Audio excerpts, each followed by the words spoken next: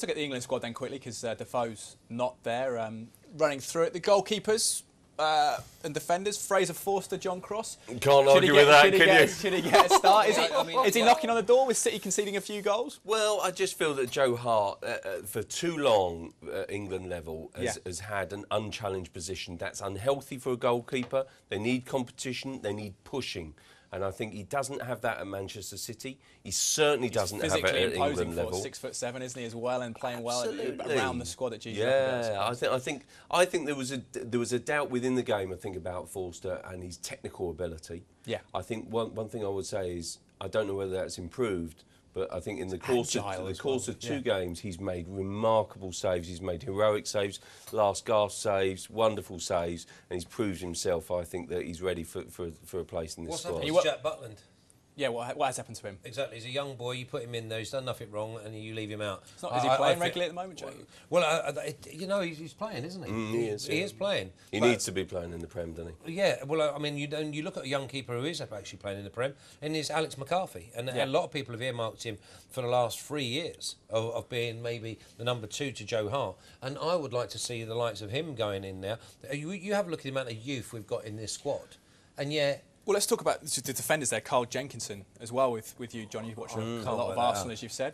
You can't. Well, Flash can't. Well, he wasn't named in the initial squad, and I have to say, I was sort of kind of fishing around this story a bit this morning, and I know that Carl Jenkinson was, really disappointed not to be in the initial squad, and I think he thought he'd missed out.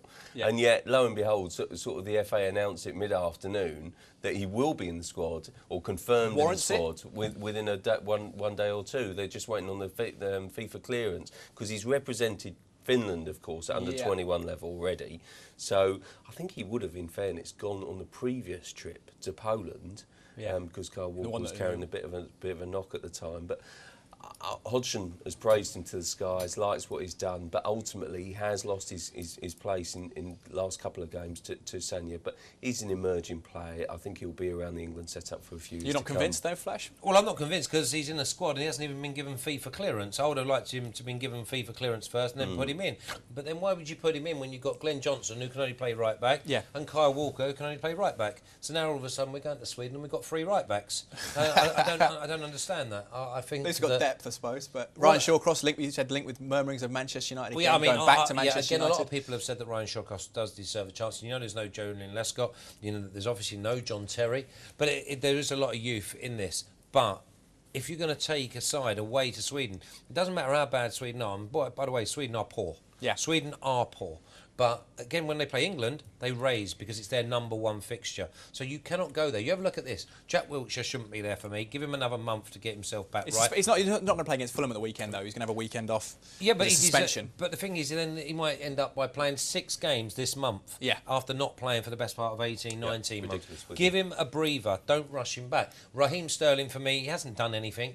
We've only seen him for like 10 games this season. Sure. John Joe Shelvey, same as Leon Osman. 3 years late.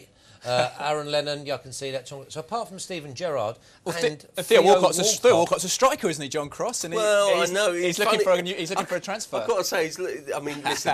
At the very least, you normally name 4 strikers. There's always this debate in the makeup of a 23-man squad whether to name 4 or 5. Would that be a pie in the face for Wenger if he puts it up front? Isn't it funny? I mean, recently he's looked so impressive, hasn't he? I mean, I totally agree with you, Flash, that Leon Osman. I mean, what is all that about? Well, let's bring in an Everton fan on that note. You've got 33 Phil, he'll Everton be at the next World Cup. 33 at the next World Cup. Phil, join us. We're raising the question marks of why Leon Osman at the age of 31 into the England squad. What are your thoughts? Can you hear us, Phil? I think Phil has just frozen there, looking very thoughtful. I'm sure he's got some good points to say. I'm not taking nothing against Leon Osman, because I think he's a cracking player. And he has been really week in, week out. He's done well for Everton. But it's 3 years late.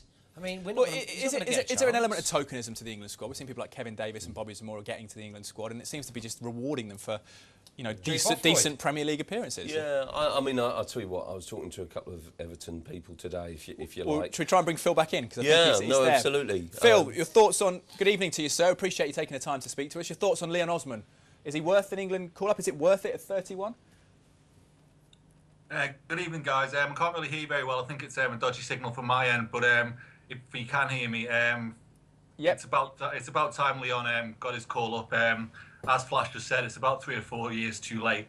But no coincidence for me that since he's had a run in centre midfield for the Everton side, he's finally getting a run of consistency and starting to show. Well, obviously Hodgson's seen something in him that previous England managers didn't, and finally getting a chance.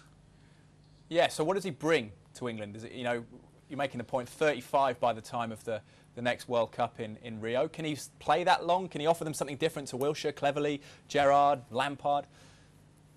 I think he's the main asset he offers is he's excellent on the ball, never flustered, a fantastic technical player. He's the kind of guy England can use in the centre of the park just to kind of distribute play very quickly. If the ball breaks, if we win ball in defence, he can get the ball, he can distribute it. He's not afraid to take on a player, a couple of challenges. And he's just an outstanding little playmaker in the middle of the park. The reason why possibly he hasn't had a call-up thus far is because he was almost a square peg in a round hole. Due to the squad, the threadbare squad at Everton, Sure. He was forced out wide. You know, showed flashes of brilliance there, but occasionally would drift out of the game. Now he's in the centre, be it with Phil Neville as he has been recently, or Darren Gibson when he comes back into the side. He just offers us so much more in the middle of the park. And you know, you talk about, you know, Cleverley, Wilshere, Gerrard, all very good players. Osman will struggle to, you know, cement a starting place in any England team, but hopefully Hodgson will give him a chance, be it at the start, be it half an hour at the end, and hopefully Ozzy can show Hodgson, the fans, Sure. Well, John, and do the players what he can do. well, sorry, Phil, someone's tweeted in, and I know, John, you've got a point to make here to Phil. It's Dean Mears on Twitter. You can get in touch at Sports Night TV. I know a few of you have. We'll try and get through them as much as we can. What's the point? We'll be 33 in 2014, a million miles away from the England squad. We need to build for the future. You understand that sentiment? Almost, like I say, kind of a reward for good service. Yeah, I mean, I must say I'm with that. I mean, listen, it is a reward and it is a pat on the back, but I'm with Phil.